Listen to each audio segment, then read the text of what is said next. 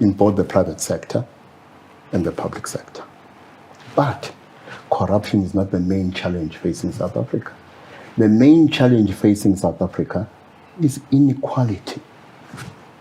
So we buy into this narrative, dominant narrative, of focusing narrowly on corruption.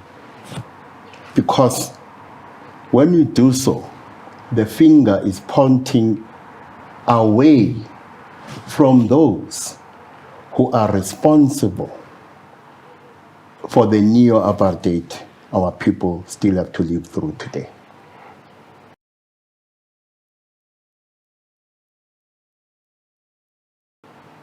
So if we focused on inequality, the finger would be pointing in the direction of those who benefited from colonial apartheid. If you talk corruption, you achieve two things. You give corruption a black face, but more importantly, you erase the sin of apartheid. Now let's ask ourselves as natives of this country.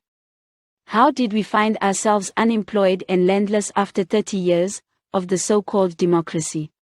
You have foreigners as gardeners, waiters, cashiers, bankers, administrators, officials, drivers, politicians, owning land and farms, etc. But you, the native, have been systematically excluded.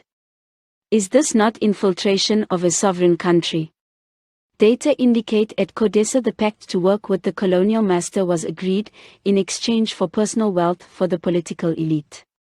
Apartheid also planted its agents and recruited Askaris for the last 40 years, before and after 1994.